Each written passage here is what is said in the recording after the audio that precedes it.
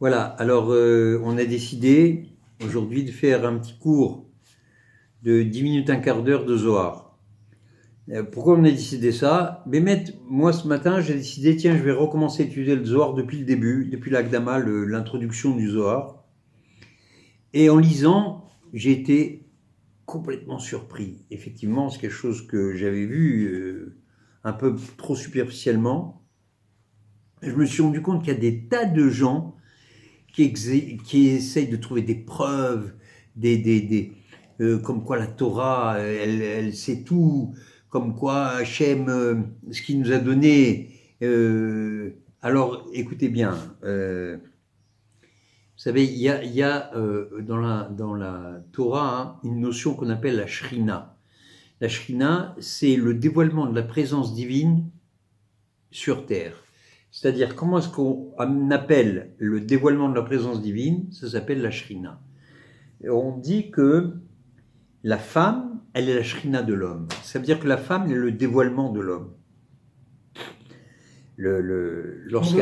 Si ma femme elle est souriante, ça veut dire que ça veut dire que l'homme, il lui donne ce dont elle a besoin. Si la femme est triste et terne, c'est-à-dire que l'homme, il ne lui donne pas ce dont elle a besoin. C'est-à-dire que l'homme, il est le donneur, la femme, elle est le receveur. Donc si l'homme ne donne pas, la Shrina, Une femme mariée bien, elle ne reçoit que de son mari. Ça veut dire, elle peut parler avec d'autres, mais il y a comme, je me souviens, j'avais une amie qui a été une Baal Tchouva, qui avait fait Tchouva, et qui disait, c'est bizarre, depuis que je suis mariée, je parle des fois avec d'autres hommes, mais c'est comme s'il y a un rideau intérieur qui se met entre moi et les autres. C'est-à-dire que on parle, mais de l'extérieur. Le seul avec qui il y a une connexion intérieure quand on parle, c'est son mari. Ça, c'est le passage du donneur, le mari, au receveur, la femme. Et c'est la femme, avec ce qu'elle reçoit, elle fait des fruits et elle donne de la bracha. En fait, écoutez, il doit donner, c'est un don matériel et spirituel. Exactement. Les deux. Le principal, c'est le spirituel, puisque le matériel dépend du spirituel. Donc s'il donne le spirituel, automatiquement il va y avoir du matériel. Et ce spirituel, c'est en étudiant la Torah. Ce spirituel, le mari le reçoit en étudiant la Torah, c'est pour ça qu'il est le donneur. C'est lui qui étudie dans la Torah, c'est sa neshama qui va chercher très très haut cet influx spirituel qui va transmettre à sa femme. Maintenant, ce qui nous intéresse là, c'est donc de rentrer dans le Zohar et voir comment, à l'introduction du Zohar déjà, on voit déjà que tout est clair, tout est compris. Alors le Zohar, il commence et il dit en fait, là je résume, après on lira dans les mots, il dit que Hachem, il a fait ce monde comme un machal. Un machal, ça veut dire une image, comment on dit, une parabole on dit, n'est-ce pas? Un symbole. Un symbole des forces spirituelles qu'il y a dans le ciel. C'est en parallèle, quoi. C'est pas un parallèle, c'est que le symbole... C'est une image de ce qui se passe en haut. Le symbole matériel de ce monde, c'est la symbolique, en fait, des forces spirituelles qui y a en haut. Ce monde, c'est pas une réalité, bien sûr qu'il y a une réalité, mais ça n'est pas que ça. Ce monde, il n'est que le dévoilement de forces spirituelles supérieures qui utilisent ce monde pour se dévoiler. C'est comme si Hachem il utilise ce monde pour se dévoiler. Comme on a dit que la femme, elle dévoile son mari, Kaviachol, le clan Israël, il dévoile Akadosh Baruch Hu, Hachem. Puisque dans différents endroits, là, il y a la symbolique que Hachem, c'est comme le Khatan, le mari, et que le clan Israël, c'est comme la Kala, la fiancée. Ah, donc il y a un parallèle entre Hachem et Israël. Et l'homme et sa femme, et le ciel et la terre. Et tout ça, c'est pour ça que finalement, la femme, elle n'est que le symbole de la neshama de l'homme. La femme est le symbole de l'extériorisation, la face, elle est l'image de l'expression. Elle est l'expression de ce que l'homme a au fond de lui. Ok, de ce qu'il lui donne. Voilà. Et pour qu'une femme soit belle, elle n'a pas besoin d'avoir des traits grecs. Une femme belle, c'est une femme qui vit, qui est pleine de vie, qui est satisfaite, qui est heureuse, elle est belle. Bon, ça, on a fait un petit introduction personnelle, c'est pas l'introduction du Zohar. Le Zohar, il dit, Iné, voici, Noda, ki kol ma shebara kadosh baruch hu batartonim, akol em simanim beremazim al ainyanim gashmim sheba'ilyonim. Voici, dit le Zohar, que tout ce qu'Akadosh Baruch Hu a créé en bas n'est que la symbolique, voilà, c'est de là que j'ai pris, n'est que la symbolique de forces supérieures qui sont dans le ciel et en fait qui dirigent ce monde. C'est pour ça qu'avec la tfila, on s'adresse directement à l'essence des choses. Val yadam yavou lidmot velamshir bedvarim aelyonim. Et d'en bas, en utilisant le bas comme Akadosh Baruch Hu le veut, alors on va rendre le bas semblable au haut, et donc le monde d'ici-bas doit ressembler au monde d'en haut pour lequel il a été créé. Parce que ce monde d'en bas, bien sûr qu'il a la disposition de l'homme, l'homme peut en faire ce qu'il veut, il peut créer la réalité qu'il veut.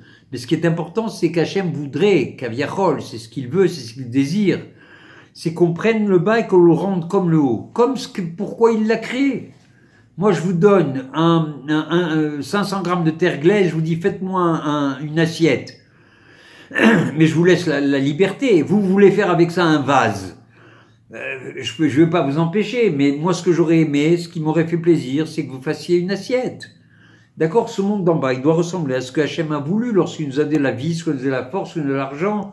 Et l'énergie, c'était pour faire dévoiler le monde d'en bas comme le monde d'en haut. La reine.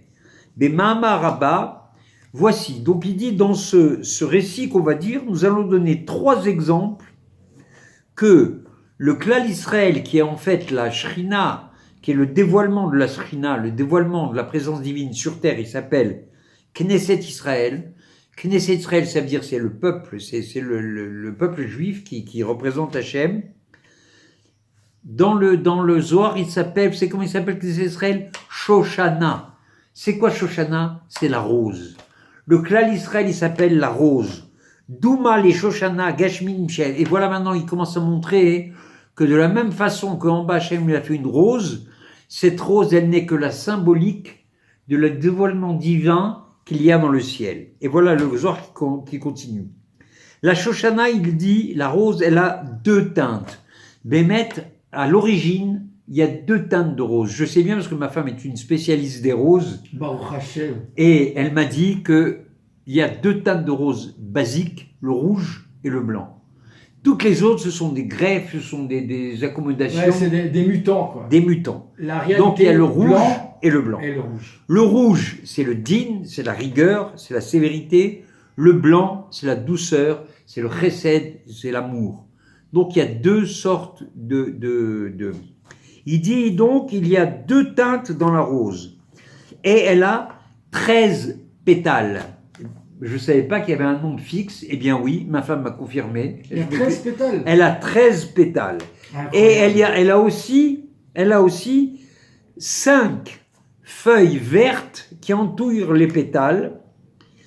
Yerokot asovavim ota, les shomram akotsim. Ces 5 feuilles vertes, elles la protègent des épines qu'il y a dans la tige. C'est ce qui est écrit. Et Dugmata Bashrina. Et ceci, c'est la symbolique de ce que je vais dire maintenant. Premièrement, la Shrina, elle a 2 teintes. La Shrina, c'est la Malchut, c'est le dévoilement divin. Il a 2 formes. Présence divine. La présence divine. Il peut être soit dans l'amour total, soit dans la rigueur. Chas v'shalom. Il y a de moins en moins de rigueur maintenant. Et ça, le chesed, c'est le blanc, et la rigueur, c'est le rouge, comme on a dit. Cette Shoshana, cette présence divine reçoit 13 faisceaux d'amour qui descendent du ciel. Pour ceux qui connaissent, c'est ce qu'on dit les 13 midot. Hachem, Hachem, El Chachum, Vechanoun, Erechapayim, Chesed. Je ne sais pas si vous connaissez, ceux qui connaissent, on dit à Kippour. Les 13 attributs de les miséricorde. 13 attributs de miséricorde, exactement. De l'amour total. De l'amour total pardon. d'Hachem, avec quoi il nous protège. Donc, de la même façon qu'il y a 13 pétales, il y a 13 midot de rachamim et d'amour. Et en plus, cette Shoshana, cette rose, elle reçoit ce qu'on appelle les Chamisha Chassadim. Les cinq Chassadim, il y a 5 lumières de Chassadim totales, Aussi recette, qui sont aussi don. de dons d'amour, Oui. qui sont les 5 feuilles vertes. Et ils disent pourquoi elle a ces 5 feuilles vertes. C'est pour la protéger des agressions de ce monde, qui sont représentées par les épines qu'il y a dans la tige. Donc le juif qui va avec Hachem, il est comme une rose. Il a les 5 feuilles vertes qui protègent qui sont le chesed, l'amour d'Hachem, qui le protège des épines. Mais pourtant, les épines, elles protègent aussi de l'extérieur, de celui qui voudra arracher. Non, là. les épines, ici, c'est la symbolique. Ah, ok. C'est pas mal, mais ici, on parle de ce que dit le Zohar. Intérieur, on parle d'intérieur. On parle de ce que dit le Zohar. Ok. Et donc, cette symbolique, c'est que les épines, c'est les agressions de ce monde, de ce monde qui est un monde plein d'épines. Pour ne pas se piquer, il faut être comme une rose, c'est-à-dire conforme au plan divin. Et on essaie, et Bezrat Hashem, Hashem nous protège, on n'est pas agressé par les épines. Voilà, donc, on recommence. Rouge et blanc, din et rachamim. Rigueur et amour. On dit qu'aujourd'hui, c'est l'amour qui a pris le dessus, Bezrat Hashem. Ensuite, les 13 influx, 13 attributs de miséricorde qu'on reçoit, et les 5 chassadim gumurim, les 5 chesed qui protègent en bas par rapport aux épines.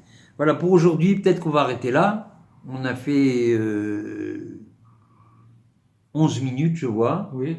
Et Bezrat Hashem, voici, c'est le début. Donc, si vous pensiez que la rose est là par hasard seulement pour être bon, la rose, elle est la symbolique qui dévoile la présence divine, qu'Hachem nous aide.